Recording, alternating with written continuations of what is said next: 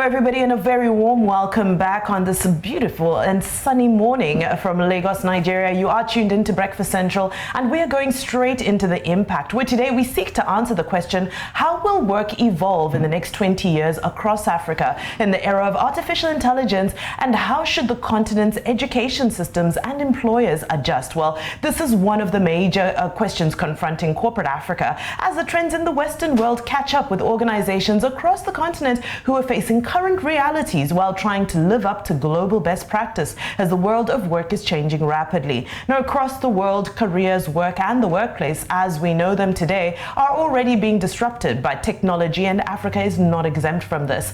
The reach of cloud computing, exponential growth in computer processing power, advances in artificial intelligence, and other emerging technologies are expected to bring about transformations in workplace efficiency, boost productivity, reduce transactional errors, drive convenience and lifestyle improvements, and foster the emergence of new occupations. Now, with all of these developments will now come remote work, contract work, and technology-driven jobs that are undertaken by machines rather than human beings. So investors are seeking huge returns because they could possibly cut down manpower to purchase more robots or robotically driven methods that would perform the previous jobs being done by human workers perfectly with almost zero errors. Well, I dispute that perfectly. Anyway, our guest this morning is Emeka Okoye, who is the Chief Semantic Architect and Knowledge Engineer of Cymantiks Nigeria Limited. Emeka, good morning and welcome to the show. Good morning. I'm honored to be here with you. We're absolutely excited to have this conversation with you. I want to just get your background a little bit. What does Cymantiks Nigeria focus on? Okay, Cymantiks Nigeria is about data analytics and AI, helping organizations to exploit data for their set objectives. You know, for instance, wanting to become market leaders in their sectors, becoming efficient, becoming more productive, and all that. I love that you're using the words efficiency, you're using the words productivity, because ultimately I think therein lies a lot of this debate about, the future of work and, taking the tech direction as opposed to the human direction. Do you have a bias towards, what you think should be the future for a continent like Africa, where, of course, we're still looking at massive unemployment. We're still looking, we have a long way to go before we just say, boom, let's go tech. How do you handle balancing, these two factors, these dynamics, when you're consulting with your clients? Well, the most important thing is to find out where my clients are right now, know what their marketplace is all about. And then, see how we can use data for them to extract more value, both for themselves and for their consumer. Because all of a sudden now, consumers have more powers. So they're more demanding. So companies need to be agile. And the only way you could be agile, or one way you could easily be agile, is through the use of data. Unfortunately, so much data is being produced in the world today. So we need to see data as strategic assets, raw materials for whatever we're doing. And we need to start exploiting that raw material to help us, create more value, both for the organization and, for the consumers. And, on average, what does the outlook look like currently, or what is the roadmap for the future of, corporations? I know there's so many different industries, but, the future of corporations in Africa, because it's easy to have this conversation on a global scale, but right here in Africa, can we reasonably say that the future is already technologically based? Oh, definitely. I mean, here in Lagos, it's crazy now in Lagos. If you go to the manufacturing sector, the food and beverages, for instance, robots are all over the place. So robots are taking over the job right now. Now, it's really bad for Africa, Nigeria especially. Why?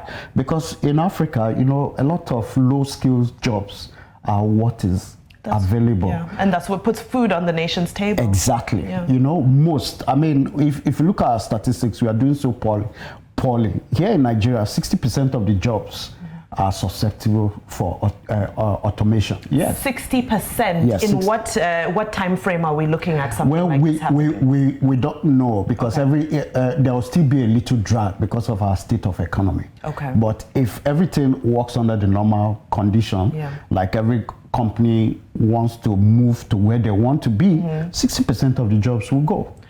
And some jobs will be created, notwithstanding, but it doesn't favor the low skill. You understand? More jobs will be created among the high skilled, but not among the low skill. So, like we've seen in the manufacturing sector here in Lagos, robots are taking over those routine, mundane jobs being done by low skills. Now, this era, we are expected to use our cognitive futures. That's you know, and can you define that for me, because I think the term is a little bit jarring. I think what do we call our cognitive skills?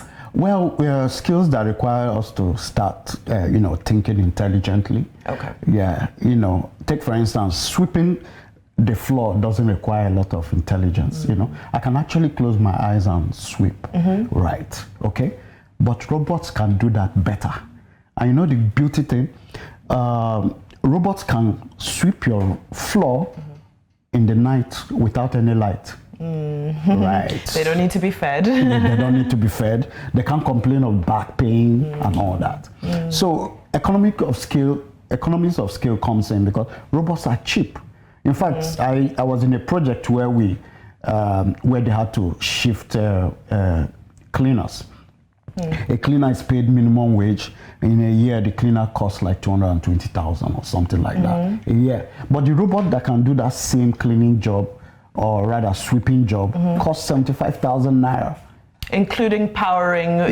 Powering, yes. And remember, that's first year cost. Second year cost is way below exactly. Yeah. And when they are cleaning the place, I don't need to put the AC so that they don't sweat, or put on the lights. So many factors. Exactly. So how do we prepare? It's no longer just a nation; it's an entire continent. How do we prepare the workforce? In Nigeria's case, as you said, 60%. Yeah. How do we prepare those people to be able to put food on their table in the next, whatever it is, in the next chunk of time that the entire economy is going to be? It's a big issue. Unfortunately, here in Nigeria, it's not that issue is not on the front burner. It's a very big issue. Our educational sector has its own issues. We have not made even simple things like vocational institutions very strong. Because a lot of low skill folks need a lot of skills, training, on learning old ways, because right now we're in what we call the fourth industrial revolution. The fourth industrial revolution is powered by data, and robots. And people need to come to terms that in this era, machines and humans will co-create or co-work. You say people need to come to terms, right? But it's a really massive issue. I know the story that's currently doing the rounds is the ASU story. I'm not sure if you're abreast with that, but there's a fight to go into the biometric payment system, which of course it's almost like we resist technology because we've become very comfortable with inefficiency. Now, how far do you think that resistance will go? Because I think we have woken up to the fact that, okay, these machines are going to take money out of our pockets, whether it be creating transparency where there's corruption happening, or whether it be creating efficiency where currently there's, human, shall we call it, the human capacity has reached its threshold. So naturally, as human beings, we're going to fight back and we're going to resist in our own ways. So this is why I keep going back to the question, how realistic is it really that we are going to embrace this the fourth industrial revolution when we are all becoming more clear with the fact that it's bad for our pockets as consumers? Well, speaking from the ASU thing, that act itself is disgraceful. I mean, coming from people who are meant to impact knowledge, and which is supposed to be the center of even this discussion. We are supposed to have this discussion from the universities. True. So first of all, I mean, I tweeted on this matter, and I said something like, since 1992, I've been thinking about the data that doesn't need to be computerized, and I haven't thought of any. So saying that you don't want your salaries, not to be computerized, is fraudulent. The thought itself is you have other ideas, because the way is inevitable. This is where it needs to go. This is where But this is the mindset that we have on ground. So these two realities. So that mindset is anti-developmental. You understand? That's not the posture we should have, and especially they representing people who are imparting knowledge to young people. I mean, right now we are knowledge challenged, and you can't come and start giving the impression that computerization is bad. Like I said, it's disgraceful. Okay, the thing is, the discussion on the impact of robots and data on the continent should be on the front burner, because we are in a mess in this situation. I don't think some of us really understand what's going on. Right now, we have, for instance, people who are doing remote work from African continent. So I wanted to get into that, is that we do have people who are kind of shattering those, especially those negatively nuanced cultural, should I say cultural stereotypes. You have kind of like the conversation we have from the ASU side. Now you have, especially a lot of young people doing remote contract jobs from India, from the United States. Well, the contracts are from there, and they're doing all of that work from right here in Nigeria. What's the data for that looking like? Okay, so first of all, we're in an environment where the government doesn't care about the young people. I mean, it's like we go out of our way not to create opportunities. I mean, from where I'm standing, opportunities for the young folks, it's not so hard to create. But sometimes I wonder whether the people who are ruling us actually do think. Just to buttress a little bit, there's so much data around, and those data are actionable. The thing about actionable data is that the data doesn't force you to act. It's you that chooses to act. Yeah, your behavior. Can you give me an example of that data concerning remote work? No, it's not so. It's not emphasized on remote work. It's emphasized on unemployment. So that the young ones don't have jobs. So the first question you ask, how do we create jobs? What can we do to create jobs? And from where I'm standing, it's like our educational system was not fashioned for young people to create opportunities for themselves.